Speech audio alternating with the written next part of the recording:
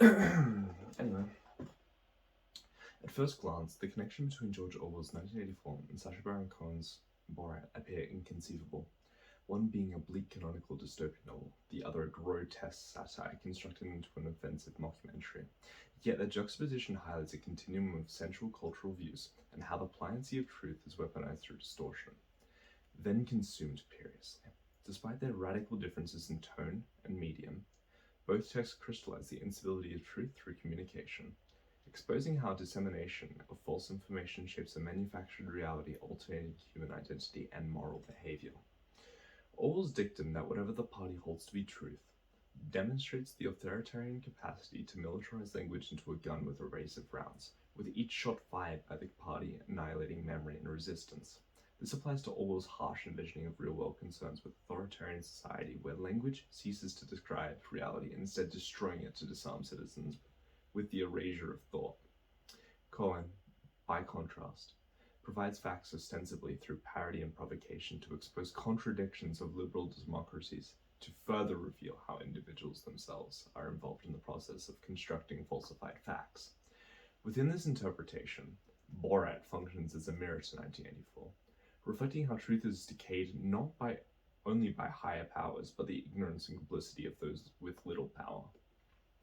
These works converge to a similar conclusion through their differences in methodology on the collapse of truth and its significance in supporting an ethical world. Orwell's envisioning of a dark future exaggerates a totalitarian regime in which truth and language are manufactured by the party. The suffocating tone of 1984 portrays the psychological intrusions of Big Brother's regime, where nothing was your own except for the few cubic centimeters inside your skull. The novel is a hopeless depiction of how power annihilates individuality with both surveillance and censorship to invoke fear and erase the possibility of an authentic human experience. By contrast, Borat's deployment of chaos and performative tone allows it to thrive in the real-world environments it's based in. Cohen's introduction of Borat, "My name is Borat, I like you, I like a sexy time, it's nice," is described in a Bakane sense as a carnival-esque provocation with the intention to challenge and distort social norms to elicit true reactions and identify prejudice. Borat's use of comedic tone exposes the fragility of truth through the absurdity of Borat's language and actions.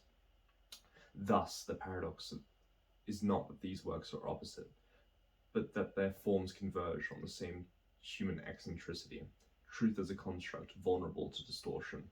Orwell's tone dramatizes truth fragility under totalitarian power, while Cohen reveals corruption through decentralized cultural complicity.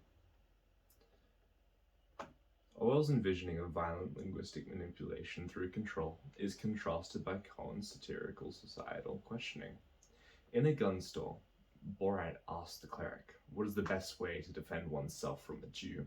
met with unfiltered racial vilification, reflecting the erosion of diplomatic veils when moments of true belief is shown.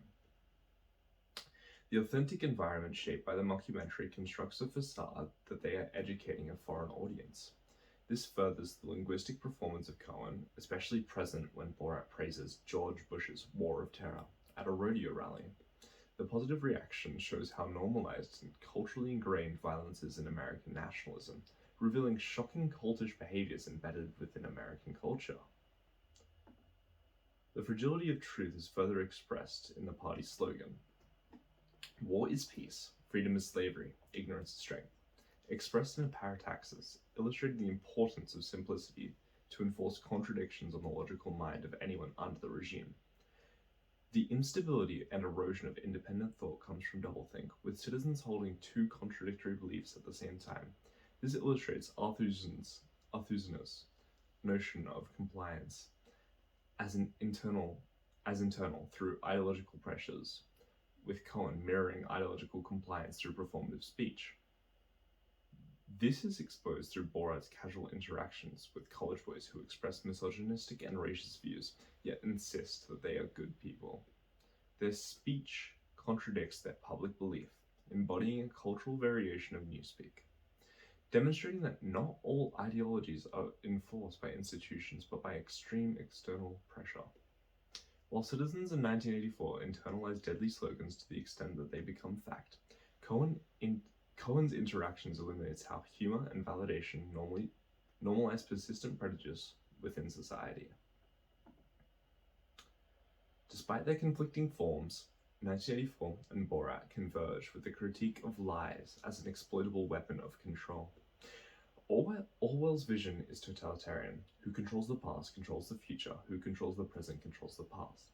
Truth is abused by the party to enforce silence, surveillance, and fear upon citizens. Cohen's approach is through a cultural lens, with the truth collapsing under ignorance, laughter, and prejudice. The college boys who casually express racism, or the townspeople that accept Borat's degradation to their community, reveals how ideology is reshaped not just by power, but by concealing uncomfortable truths. Both works contend the manipulation of truth, exposing the human experience of untrue and repressed emotion, even when unintentional.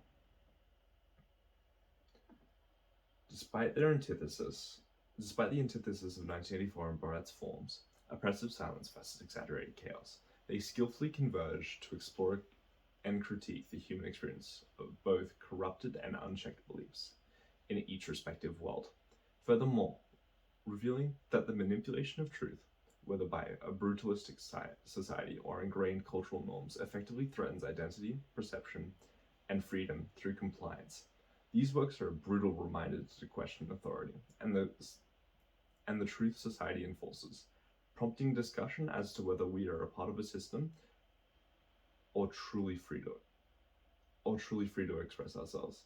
This forces a blunt envisioning on the importance of truth and its extensive ties within humanity.